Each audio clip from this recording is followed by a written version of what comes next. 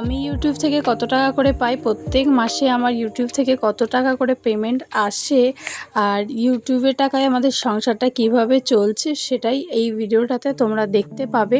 তো ভিডিও শুরুতেই বলে দিচ্ছি, ভিডিওর কিছুটা ক্লিপের পরেই দেখতে পাবে ভিডিওতে আমার ভাই কথা বলছে, সেখানে আর আমি আলাদা করে ভয়েস ওভার দিলাম না, তো তোমরা শুনে নেবে সেও কি বলছে। তো চলো আর বেশি দেরি না করে ভিডিওটা শুরু করা যাক। সংসার চলছে, আমি যদি ইনকাম না করতাম তাহলে হয়তো আমার সংসারটা চলতো না। আজকে না বড্ড কলমি শাকের বড়া খেতে ইচ্ছা করছিল, তো মাকে বললাম, মা যখন কাকিদের এই বাগানে রয়েছে কলমি শাক, তো কিছু তুলে নিয়ে আসো, আজকে কটা কলমি শাকের বড়া খাবো। তো তাই মাকে পাঠিয়েছিলাম, ঘরে আমি একটু কাজে ব্যস্ত ছিলাম, তাই ফোনটা নিয়ে আমি যাইনি, ভাই গেছিলো। তো ভাই কি বলছে শুনে নাও। এটা আমের আচার, এটা বুঝতে পারছি কিসের আচার, এগুলো আছে অনেক আচার। এই যে আমাদের বাগান দেখতে পাচ্ছ, এই টক শাক গাছ, এই যে আমাদের কলা গাছে কলা হয়েছে, তাহলে দেখতে পাচ্ছ কলা গাছে কলা হয়েছে। তো শুনতেই পাচ্ছ ভাই কি বলছে, তো মাঝে মাঝে আমি একটু ভয়েস ওভার দিয়েও দিই। তো ভাই আর দাদা মিলে আজকে বাগানটা পরিষ্কার করছিল, ওই যে আজকে মঙ্গলবার জঙ্গল পরিষ্কার করার দিন ছিল ওদের। তো চলো শুনতে থাকো কি বলে। দেখো, আর এই যে আমাদের বাড়ির চাকর,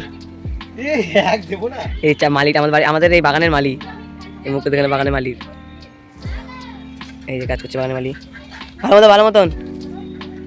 এখানে একটা আমাদের এখানে একটা পেঁপে গাছ ছিল, পেঁপে গাছটা মারা গিয়েছে, কাটলাম আজকেই, দেখতে পাচ্ছ তোমরা। কিন্তু বাগানটা অনেক নোংরা হয়ে রয়েছে, ওই জন্য আমাদের মালিকটা পরিষ্কার করেছে বাগানটাকে। আজকে মেন ব্লগার।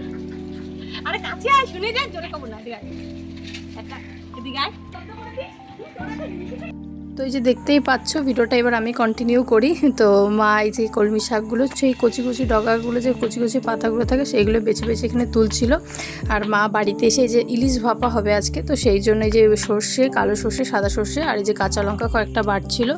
তো দেখতেই পাচ্ছ মা এখানে মশলাটা বেটে নিচ্ছে। আর ইলিশ বলতে বড় ইলিশ নয়, কিন্তু সেই বাজারে ছোট ছোট ইলিশ আসে না, ওই ইলিশগুলো এনেছিল সকালে একটা দুজন মানুষ তো বাড়িতে, সেই জন্য ছোটো ইলিশ দিয়ে ভাবলাম তোমাদেরকে একটা ইলিশ ভাপার রেসিপি দেখাই। তো অবশ্যই জানো ইলিশ ভাপা কী করে করে, তাও আমরা করছিলাম, তো তোমাদের সাথে শেয়ার করলাম। আমি কিন্তু খুব একটা বড় রাঁধুনি নই, তো যেটুকুনি জানি বা মা যেটুকুনি দেখায় সেটুকুই তোমাদের সাথে শেয়ার করি। তো এই যে দেখতেই পাচ্ছি এখানে বড়া করবে বলে মা কলমি শাকটা ধুয়ে বেশ ভালো করে এখানে কুচিয়ে নিচ্ছিল। এবার শাক কুচোনো তো বড়া রেসিপিটাই চলো আজকে ফার্স্টে দেখাই। তো এই যে শাক কুচিয়ে নিচ্ছিল, এর মধ্যে পেঁয়াজ কুচো, লঙ্কা কুচি আর রসুন কুচি দেবে বোধহয়, যে পেঁয়াজ কুচো সব দেওয়া হয়ে গেছে। এরপরে দেবে মায়ের মধ্যে রসুন কুচি, দেখতে পাচ্ছ প্রায় 4-5টা মতো রসুন ছোটো ছোটো করে কুচিয়ে দিয়েছে। আর এর মধ্যে দিয়ে দিল কাঁচা লঙ্কা কুচো, আর এরপরে দেবে হচ্ছে বেসন, লবণ দিল, এরপর একটু লঙ্কার গুঁড়ো আর হলুদ দিয়ে তারপরে বেসন দিয়ে বেশ ভালো করে এটাকে ম্যারিনেট করবে। যে দেখো বেসন দিয়ে দিচ্ছে, বেশ অনেকটা পরিমাণে বেসন দিতে হবে, মানে এবার তোমাদের কোয়ান্টিটি বুঝে যে তোমরা কতটা পরিমাণে করছো। তো আমাদের যেটুকুনি লাগবে আমরা দিয়ে দিয়েছিলাম। তারপরে যে হলুদ আর এর উপর থেকে একটু লঙ্কার গুঁড়ি দিয়ে দেবো, ওই যে হালকা একটা ঝালটা ব্যালেন্স করার জন্য, যদি তোমাদের বাড়িতে গোলমরিচের গুঁড়ো থাকে তো সেটাও দিয়ে দেবে। যে মাকে এখানে আমি একটু জল দিয়ে দিচ্ছিলাম, হেল্প করে দিচ্ছিলাম। হেল্প করা বলতে না, খুব একটা ওই দিক থেকে জলটা দিলে না ভিডিওটা খুব একটা ভালো আসছিল না, তো সেই জন্য এই দিক থেকে জলটা দিয়ে দিলাম। তো একটু বেসনটা দেখো এখনই মাখানোর পরে মনে হচ্ছে কম আছে, তো আমরা পরে আরেকটু বেসন দিয়ে নিয়েছিলাম। তো একটা মিনিমাম একটা বেশ ভালো একটা, তোমরা তো জানো ধরো বড়াটা সকলে করো, তা একটা বেশ একটা ভালো একটু বেসন আর ইয়েটা যখন মোটামুটি হয়ে যাবে মাখা পরিমাণ মতন, এটুকু তো সবাই পারবে আশা করি। তো এই দেখো আমি তেলটা দিয়ে নিলাম, আমি এখানে এক হাতেই ভিডিওটা করছিলাম, একটু বেশি করে তেলটা দিয়ে দিচ্ছি, কারণ এর তেলের মধ্যেই সব বড়াগুলো ভাজবো। এরপরে মা এই যে বড়াগুলো একটার পর একটা দিয়ে দিচ্ছে বেশ গোল গোল করে, আর চ্যাপটা চ্যাপটা করে সুন্দর করে বড়াগুলো এখানে সব ছেড়ে দিয়েছে। এবার বড়াগুলোর একটা পিঠটা যখন সঙ্গে সঙ্গে কিন্তু উল্টালে কিন্তু ভেঙে যাবে, তো একটা পিঠ যখন হালকা একদম লো ফ্লেমে দিয়ে দেবে, নইলে ভিতরটা কাঁচা থেকে যাবে। তো একটা পিঠ যখন একটু হয়ে যাবে তখন আরেকটা পিঠ ভালো করে উল্টে নেবে, আর একটু কড়া কড়া দুদিকে লাল লাল হবে যখন, তারপরে নামিয়ে নিতে হবে। তো দেখতেই পাচ্ছ আমি প্রথম যে যতগুলো দিয়েছিলাম সেগুলো নামিয়ে নিয়েছি, আর এই দেখতেই পাচ্ছ এইরকম বেশ ভালো করে নামিয়ে নিতে হবে। আর এরপরে করব ইলিশ মাছের রেসিপিটা। তো এই যে ছোট ছোট ইলিশ, একটা ইলিশ দেখতেই পাচ্ছ, এর মধ্যে যে সর্ষে বাটাটা দিয়ে দিলাম, দিয়ে দেওয়ার পরে এর মধ্যে যাচ্ছে পরিমাণ মতো নুন, পরিমাণ মতন যাবে হলুদ, আর ওটা কিন্তু মাছের একটু তেল ছিল, আর এরপর একটু পরিমাণ মতো লঙ্কার গুঁড়ো, আর তারপরে যাবে বেশ অনেকটা সর্ষের তেল। সর্ষের তেল দিয়ে এটা ভালো করে মাখিয়ে নিয়ে তোমরা চাইলে ম্যারিনেট করে রেখেও দিতে পারো, কিন্তু আজকে আমাদের রান্না করতে করতে অনেকটাই লেট হয়ে গেছে, তো আমরা আর ম্যারিনেট করিনি। সঙ্গে সঙ্গে বাটিতে একটু তেল মাখিয়ে, তেলটা না আমি এক হাতেই মাখালাম বেশ সুন্দর করে, মাখিয়ে নিয়ে তারপরে এই বাটিটার মধ্যে সুন্দর করে এটা ভাপতে দিয়ে দেবো। তো দেখতেই পাচ্ছ ছোটো ছোটো ইলিশ, তো 4-5 পিস মাছ বেশ ভালো করেই ধরে যাবে। তো এই যে বড়াটা মানে মাছগুলো বেশ ভালো করে দিয়ে দিলাম। দেওয়ার পরে উপর থেকে এই সর্ষে বাটার যে গ্রেভিটা দিয়ে আমি না গাছে গেছিলাম, কারণ এই যে টাটকা কাঁচা লঙ্কা উপর থেকে কেটে কেটে 2-1টা দেবো করে, তো কাঁচা লঙ্কাগুলো তুলেছি। আর এই গাছটা না বেশ ভালোই সারা বছর বেশ ভালোই কাঁচা লঙ্কা হলো। হ্যাঁ জানো তো, মানে ওই 4টে 5টা 6টা 7টা করে মাঝে মাঝেই হয়, আর টুকটাক এই যে এরকম ধরনের খাবারগুলোতে 2-1টা করে তুলে এনে দেওয়া যায়। দেখতে তোমাদের সাথে এটাও শেয়ার করে দিলাম। ওই যে কিছুদিন আগে অ্যালোভেরা গাছগুলো লাগিয়েছিলাম আমি নিজে হাতে, আমার কোনোদিনও গাছ হয় না, কিন্তু দেখো এখন বেশ ভালো মতনই হয়ে গেছে। আর ছাদের কয়েকটা গাছ আছে, সেটাও তোমাদের সাথে দেখিয়ে দিলাম। আর একটা গাছে না বেশ ভালো একটা সাদা গোলাপ ফুটেছিল। তো এবার নিচে চলে আসলাম, নিচে চলে এসে ওই যে মশলা ধোয়া বাটির জলটা মা দিয়ে দিল, আর এরপরে কাঁচা লঙ্কাগুলো আমি হাফ হাফ করে কেটে উপর থেকে দিয়ে একটু কাঁচা তেল দিয়ে বাটিটার ঢাকনাটা বন্ধ করে তারপরে এই যে একটা বড় জায়গার মধ্যে গরম জলটা বসিয়ে দিয়েছিলাম। বসিয়ে দেওয়ার পরে গরম জলের মধ্যে বাটিটাকে দিয়ে দেব, দিয়ে এর উপর থেকে একটা ভারী কিছু চাপা দিতে হয়, না তো জলটা যখন ফুটবে বাটিটা নড়বে। তো এই যে একটা ভারী বাটখারা ছিল, তো সেটাকে উপর থেকে চাপে এই যে ঢেকে দিলাম। এরপর চলে এলাম পুজো দিতে। তো আজকে বৃহস্পতিবার ছিল, আমি পুজো দিয়ে আর তোমাদের সাথে কমেন্ট যেগুলো আমি আগের দিন পেয়েছি সেগুলো তোমাদের সাথে শেয়ার করি। আমার এই কলা পাতায় মাছ পাতুরির যে রেসিপির ভিডিওটা একটা দিদি কমেন্ট করেছে, মারিয়াম মুন্না দিদি, আপু তোমাকে অসংখ্য ধন্যবাদ এত সুন্দর একটা রেসিপি দেখানোর জন্য বোন। তো দিদি ভাই আপনাকেও অসংখ্য ধন্যবাদ এত সুন্দর একটা কমেন্ট করার জন্য। তারপর রাখি দাস দিদি আমাকে কমেন্ট করেছে, আজ প্রথম তোমার ভিডিও দেখলাম, রেসিপিটা ভীষণ সুন্দর লাগলো দিদি ভাই, ভালোবাসা দিয়ে থেকে গেলাম, তোমার সাথে পরের ভিডিওর অপেক্ষায় থাকলাম। তো তোমাকেও অসংখ্য ধন্যবাদ দিদি আমার ভিডিওতে এত সুন্দর একটা কমেন্ট করার জন্য। আর অবশ্যই আমার পাশে থেকো, আর ভিডিওতে ভুল ত্রুটি হলে সেটা আমাকে কমেন্ট করে জানিও, আমি শুধরে নেওয়ার চেষ্টা করব। আর অবশ্যই তোমাদের পছন্দ মতন ভালো ভালো ভিডিও দেওয়ার চেষ্টা করব। তো এখানে চলো এবার আমি ভালো করে পুজোটা দিয়ে নিই। বৃহস্পতিবার প্রায় পুজো আমার অনেকটা দেওয়াই হয়ে গেছে। বৃহস্পতিবারে না একটু পুজো দিতে লেট হয়, ঘট বসাতে হয়, সমস্ত ঠাকুরকে স্নান করানো, সাজানো গোছানো, একটু টাইম তো লাগেই। তো প্রায় আমার পুজো দেওয়া কমপ্লিট হয়ে গেছে। আমি ধূপকাঠি প্রদীপ ধরিয়ে নিয়ে বেশ ভালো করে আরতি করে দিলাম। আর তোমাদেরকে একটা কথা শেয়ার করবো, আমি জানো তো ভালো করে শঙ্খ বাজাতে পারি না, আমি খালি এই উলুধ্বনি দিয়েই পুজো দিয়ে আর একটু ঘন্টা বাজিয়ে দিই। কিন্তু চলো পুজো দেওয়া আমার কমপ্লিট হয়ে গেছে, এবার একটু ভালো করে প্রণাম করে ঠাকুরের কাছে চেয়ে নিই, ঠাকুর যেন সবাইকে ভালো রাখে, সুস্থ রাখে, যারা আমার ভিডিও দেখছে তাদেরকেও যেন ভালো রাখে। এরপর আমি তুলসী তলায় একটু জল দিয়ে দিলাম। আর এই যে চলে এসেছি, এরপর ইলিশ ভাপাটা দেখতে কেমন হয়েছে তো দেখো এখন আমি খুলবো। তো এই গাবলাতে না গরম জলটা পাল্টে ঠান্ডা জল দিয়ে তারপর রেখে দিয়েছিলাম। আর এই যে এবার নামিয়ে নিয়ে যে ঢাকনাটা খুলছে, আর দেখতে পাচ্ছ এত সুন্দর কালার এসেছে, মানে কি বলবো। আর খেতেও কিন্তু খুবই ভালো হয়েছিল জানো তো। আর কালারটা দেখো তোমরা, এত অসাধারণ লাগছে দেখে, তো এখনই জিভে জল চলে আসছে। তো কার কার জিভে জল এলে অবশ্যই কমেন্ট করে জানাবে, আর তোমরা একবার ট্রাই করে দেখবে, হ্যাঁ কেমন হয় অবশ্যই জানাবে। তোমরাও কারা কারা ইলিশ ভাপা রেসিপি কীরকমভাবে খাও আমাকে একটু জানাবে তো কমেন্ট করে। আর এই যে দেখো আজকেও আমি কলা পাতাতে সুন্দর করে ভাত সাজিয়ে নিয়েছি, কলমি শাকের বড়া, আর এটা হচ্ছে ওল সিদ্ধ, আর এটা হচ্ছে ইলিশ মাছ ভাপা। তো দেখো তো কেমন লাগছে, সবুজের উপরে সাদা ভাত, ইলিশ মাছের সর্ষে মানে ইলিশ মাছ ভাপা সর্ষে বাটা দিয়ে, আর এত সুন্দর দেখতে লাগছিল, আর খেতেও কিন্তু অসাধারণ হয়েছিল। আমার মা কিন্তু ভালোই রান্না করে, খেতে কিন্তু খুবই ভালো হয়। তো এই যে চলো একবার খেয়ে দেখি হ্যাঁ কেমন হয়েছে। এখানে আমি একটুখানি ভাত মাখিয়ে দেখছিলাম, আমার না একটু তর্স হয়েছিল না, কিন্তু ভাতটা এত গরম ছিল যে বেশ হাতে মাখাতেই পারছিল না। তো অল্প করে খেয়ে দেখলাম, টেস্টটা খুবই ভালো হয়েছিল। তো চলো এবার তোমাদের সাথে কিছু কথা শেয়ার করি।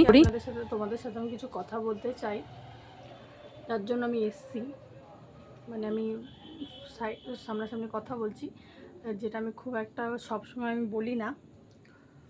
তো যেটা আমার বলার ছিল, যে আমি ইউটিউব থেকে কত ইনকাম করছি, ইউটিউবের টাকায় আমার সংসার চলছে। আমি যদি ইনকাম না করতাম তাহলে হয়তো আমার সংসারটা চলতো না। এই কথাগুলো আমি কেন বলছি সেটাই তার কারণ। তো যেরকম ভালো মানুষের অভাব হয় না, সেমনি খারাপ মানুষের অভাব হয় না। ভিডিও লাস্ট আমি অনেক বছর ধরেই করছি, যারা একদম একজন দুজন যারা আমার অনেক পুরনো আছো, যারা অনেক দিন আগে থেকে আমাকে দেখছো, তারা জানো যে আমি আগে থেকে কন্টেন্ট চেঞ্জ করতে করতে এসেছি। আমি এক এক টাইমে এক এক রকম ভিডিও দিচ্ছি, ঠিক আছে। এখন আমি রিসেন্টলি ব্লগ দেওয়া স্টার্ট করেছি, তাও কিছুদিন মাঝে গ্যাপ চলে গেছে, আবার নতুন করে শুরু করছি, নতুন করে দিচ্ছি। তো যেটা বলার ছিল, এই যে ব্লগটা আজকে আমি আপলোড করব, এই ব্লগটারই ফার্স্টে যখন যেটা আমি শ্যুট করছিলাম বা আমি ভিডিও করার জন্য আমি একটু বাড়ির বাইরে বেরিয়েছিলাম, এই সব কারণের জন্য আমি ভিডিও বাড়ির বাইরে খুব একটা করি না। কারণ আমাদের এখানে মানুষজন, সবাই বলবো না, কিছু কিছু মানুষজন একদমই ভালো না। তো যাই হোক, আমি ভিডিওটা করছিলাম রীতিমতো বাইরে। তো আমাকে একজনা বলছে যে মানে একটা টন্ট মারা যেরকম ব্যাপার হয় সেরকম আমাকে একজন বলছে। মানে একটা তর্ক বিতর্কর মধ্যে নর্মাল, আমি সেরকম মাইন্ড আমার ছিল না বা আমার ওরকম খারাপ মাইন্ড আমার ছিল না, একটা তর্ক বিতর্ক, সে আমাকে হালকা করে একটু টন্ট মেরে দেয় যে আমাদের অত অভাব পড়েনি যে আমরা ইউটিউবের টাকায় সংসার চালাবো বা ভিডিও করে সংসার চালাবো, মানে এরকম একটা লাইন আমাকে বলেছে। আমি পুরোপুরি ক্লিয়ার করছি না কে বলেছে, কেন বলেছে, কী কারণে বলেছে সেটাও আমি ক্লিয়ার করছি না। আমাকে বলেছে এটুকুনি আমি ক্লিয়ার করছি, সে বলেছে যে আমাদের এতটাও অভাব পড়েনি যে আমরা ভিডিও করে সংসার চালাবো। তো এই কথাটার মধ্যে অবভিয়াসলি সে আমাকে নেগেটিভই বলেছে, আমাকে পজিটিভ কিছু বলেনি। তো যাই হোক, আমি যেটা বলছিলাম যে আমি ভিডিও যে আমি করছি, ভিডিওগুলো আমি হয়তো তোমাদেরকে স্ক্রিনশট আমি পারলে দিয়ে দেবো, কারণ এই ভিডিওটা আমার এডিট করার মতন খুব একটা ভালো লাগছে না। তো আমি যদি পারি দিয়ে দেবো, না তো নেক্সট কোনো ভিডিওতে দিয়ে দেবো যে আমার চ্যানেলে এখনও মনিটাইজেশন অন হয়নি। আমি এখনও গুগল অ্যাডসেন্স যে পিনটা আসে সেটাও আমি এখনও পাইনি।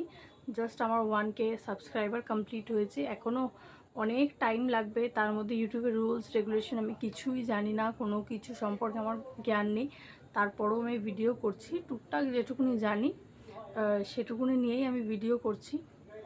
ভিডিও করার ব্যাপারটা হচ্ছে যে ভিডিও করাটা আমার ভালো লাগে, আমি এখান থেকে কোনো রকম আমি ইনকাম এখনও করি না, বা আমি আমার সংসার আমি ভিডিও টাকায় চলছেও না, বা আমি আপাতত কোনো কাজও করছি না। তো আমার টাকা সংসার আমার ভিডিও করার টাকায় চলছে না। তো রীতিমতো সে যে আমাকে এরকম একটা টন্ট মেরেছে তাকে আমি বলতে চাই যে দেখিয়ে নিতে পারবে, আমি দেখিয়েও দেব যে আমার ভিডিও থেকে কোনো রকম কোনো ইনকাম হয় না। সংসার চালানোর জন্য আরও অনেক রকম উপার্জন আমার বাবা মা সবাই করছে, আমিও অনেক টুকটাক কাজ বাজ করেছি বা করি যেরকম পারি। তো ভিডিও করাটা হচ্ছে আমার ভালো লাগা, আমি ভালো লাগে, আমি ভালোবাসি, তাই আমি ভিডিও করছি। আমার যদি কোনো দিন যদি হ্যাঁ একটা টাইমের পর হয়তো উপার্জনটা দরকার হয়, কারণ দেখবে যে কোনো কাজ আমরা যদি করি সেখান থেকে আমরা যদি দুটো পয়সা পাই বা বা কেউ যদি বলে যে না তোমার কাজটা খুব ভালো হয়েছে, তোমার নামে কেউ যদি ভালো বলে, তাহলে দেখবে সেই কাজটা করতে আরও ভালো লাগে। তো আমি যে কাজটা করছি বা আমি যে ভিডিওসগুলো দিচ্ছি, এখানে যদি আমাকে কেউ বলে যে না তোমার ভিডিওগুলো ভালো হচ্ছে, কমেন্ট করে, বা আমি যদি দুটোর উপার্জন করি, তখন আমার এটার প্রতি ভালোবাসাটা আরও বাড়বে। নয়তো হতেও পারে যে একটা টাইমের পরে দেখা গেলো আমি 2 বছর 3 বছর কন্টিনিউ করতে পারলাম, বা তারপরে মনে হলো যে না থাক, এবার কাজে বাজে ব্যস্ত হয়ে যাব বা কোনো কিছু প্রবলেমে, তখন ভাববো না যেখান থেকে আমার উপার্জন হবে আমি সেটাই করব। তো একটা টাইমের পর হয়তো ভালো লাগাটা দিয়ে তো সবসময় সব কিছু হয় না, তো একটা টাইমের পর হয়তো আমার ভালো লাগাটা কমে যাবে। কিন্তু বর্তমানে আমার ভালো লাগে ভিডিও করতে, আমি সেই জন্যই ভিডিও দিচ্ছি। ভিডিওস থেকে কিন্তু আমি কোনো রকম কোনো উপার্জন করি না, আমার চ্যানেল এখনও মনিটাইজেশন হয়নি। তো আমি যারা বলেছে আমাকে কথাটা আমার খুবই একটা লেগেছে। তো যাই হোক, সেটা আমি কিছু বলতে চাই না। যেরকম ভালো মানুষের অভাব হয় না, সেমনি খারাপ মানুষেরও অভাব হয় না। এখনও আমার ভিডিওসে কিন্তু সেরকম ভিউজ বা সেরকম সাবস্ক্রাইবার আমি এখনও গেইন করিনি, তাতেই আমাকে এখন থেকেই এরকম ধরনের কথা শুনতে হচ্ছে। তো ঠিক আছে, আমি তাদেরকে কোনো কিছু বলতে চাই না, সময় হয়তো তাদেরকে যোগ্য জবাব দিয়ে দেবে। তা আমি সেই জন্য কিছুই বলতে চাই না। কিন্তু যেটা বলেছে, যাই হোক, আমি তাকে দেখিয়ে দেবো যে ভিডিওস থেকে আমার উপার্জন হয় না বা ভিডিও করার টাকা আমি সংসার চালাচ্ছি না। হ্যাঁ, অভাব আছে, ছিল, বা হয়তো থাকবেও, বা অভাবে থাকাটাই আমার মনে হয় ভালো। খুব বেশি টাকা পয়সার আমার প্রয়োজন নেই, আমি যেরকম আছি নর্মাল সাদামাটাভাবে আমি সেটাই ভালো আছি। আর হ্যাঁ, একটু প্রবলেম তো সবার লাইফেই থাকে, সে আশেপাশেরই কেউ হয়, যাই হোক আমি নাম বলবো না। সে হয়তো দেখছে যে প্রবলেমে আছি আর ভিডিও করছি, সেই জন্য ভাবছে হয়তো সে যে আমি ভিডিওর টাকা ইনকাম করছি, তো এটা তার খুবই ভুল ধারণা। পরবর্তীতে যদি ইনকাম না হয় তখন হয়তো আমি করবো না ইউটিউবটা, কিন্তু এখন আমার ভালো লাগছে আমি করছি। আমার মনে হয় না আমার ভিডিও করা বা না করা নিয়ে তাদের কোনো কিছু প্রবলেম হওয়ার কথা। তো তাও মানুষের কেন হচ্ছে আমি জানি না। মানুষ যখন দেখবে যে কিছু ভালো কাজ করবে, তখন তোমাকে নিচে নামানোর জন্য মানুষ অনেক রকম অনেক চেষ্টা করবে, কিন্তু তখনই তোমাকে বুঝতে হবে যে না তুমি কাজটা ভালো করছো, সেই জন্য তোমাকে আরও এগিয়ে যেতে হবে। এটাই এটুকুই আমার বলার ছিল। তো চলো আজকের ভিডিওটা এই পর্যন্তই থাক। ভিডিওটা কেমন লাগলো অবশ্যই জানাবে। ভিডিওটা ভালো লাগলে একটা ভালো একটু কমেন্ট করে দেবে, যাতে আমাকে পরবর্তীতে এইসব কথা যাতে আমাকে না শুনতে হয়। তো একটা ভালো কমেন্ট করে দেবে। ভিডিওটা ভালো লাগলে লাইক করে দেবে, চ্যানেলটাকে সাবস্ক্রাইব করে দেবে। তো দেখা হচ্ছে পরের কোনো একটা ব্লগে। ভালো থাকবে সবাই, সুস্থ থাকবে। তো টাটা।